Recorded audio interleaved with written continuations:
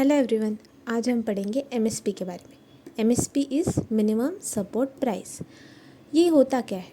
Actually एक market intervention scheme है where the government sets a predetermined price for 22 crops. How many? 22 crops. The government एक price पहले ही determine करती है इन 22 क्रॉप्स की। लेकिन ऐसा क्यों?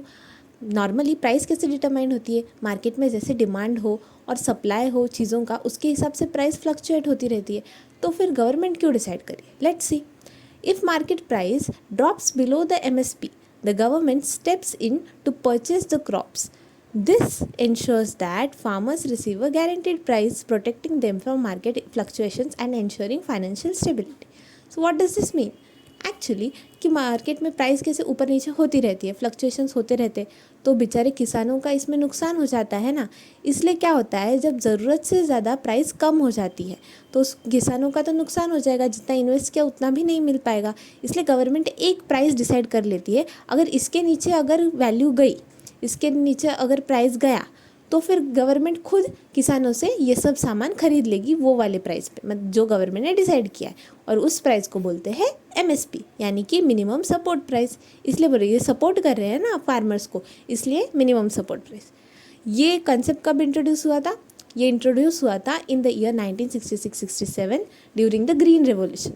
ग्रीन रेवोल्यूशन के फादर कौन है? हमें पता है, MS स्वामीनाथन। करेक्ट। तो ग्रीन रेवोल्यूशन ये था एग्रीकल्चरल रिफॉर्म्स के लिए, राइट।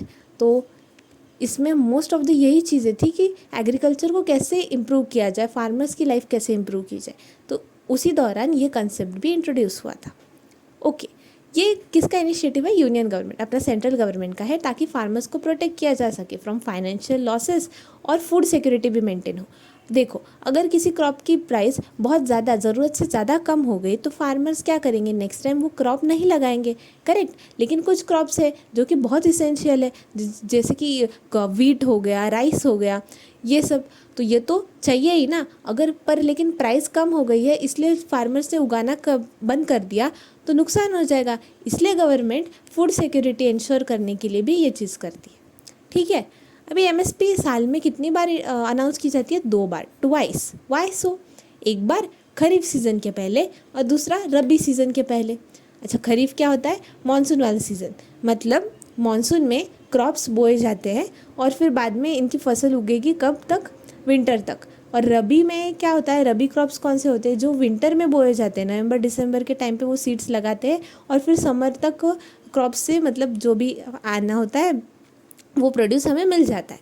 ठीक है। तो ये 2 सोइंग सीजन्स के पहले गवर्नमेंट अनाउंस करती है एमएसपी। ठीक है। अभी एमएसपी गवर्नमेंट अनाउंस करती है, लेकिन इसको ये बताता कौन है कि ये प्राइस क्या होगी? तो एक कमीशन है, commission for agricultural costs and prices. तो CACP करके एक कमीशन होता है एग्रीकल्चर कॉस्ट एंड प्राइजेस का। तो ये रिकमेंड करता है एमएसपी कि कितनी होगी। इसने रिकमेंड तो कर दी, फिर इसके बाद अप्रूव की जाती है bye cabinet committee on economic affairs. किसके द्वारा? Cabinet committee on economic affairs approve करती है एमएसपी को, और फिर एमएसपी अनाउंस की जाती है। ठीक है। हमने देखा कितने क्रॉप्स के लिए? 22 क्रॉप्स के लिए। कौन से क्रॉप्स?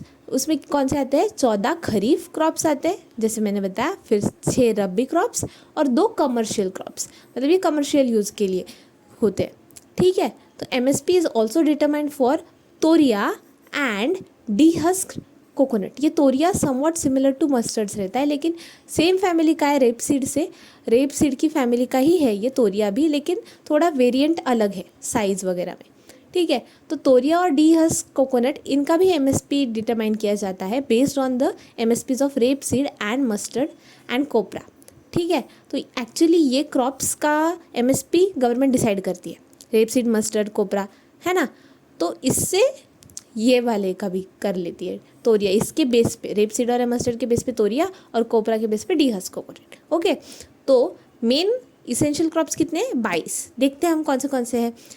खरीफ में आते हैं कौन से? पैडी, फिर पैडी मतलब राइस, जवार, फिर बाजरा, रागी, मेज़, तूर, ये पल्सेस वाले, अरहर की दाल टाइप्स, मूंग, फिर क्रॉप्स उड़द, फिर groundnut, sunflower seed, soybean, sesamum, तिल। ठीक है, नाइगर सीड, फिर कॉटन, ये सारे खरीफ क्रॉप्स के लिए एमएसपी अनाउंस की जाती है। फिर रबी क्रॉप्स में कौन से, वीट, बार्ली, ग्राम, मसूर और रेपसीड एंड मस्टर्ड देखा, इसके बेसिस पे तोरिया। देन सैफफ्लावर, ये रबी क्रॉप्स। और कमर्शियल क्रॉप्स में कोपरा और जुट, इनके लिए, इन 22 क्रॉप्स के लिए गवर्नमेंट अनाउंस करती है क्या, minimum support price, which is recommended by commission for agricultural cost and prices, approved by cabinet committee on economic affairs, revised annually, हर साल रिवाइज होती है, साल में 2 बार अनाउंस की जाती है। इंट्रोड्यूस हुआ था 1966-67 में ग्रीन रिवॉल्यूशन के टाइम पे, ताकि फाइनेंशियल लॉस ना हो फार्मर को और फूड सिक्योरिटी मेंटेन रहे। So thank you for the day, that's it.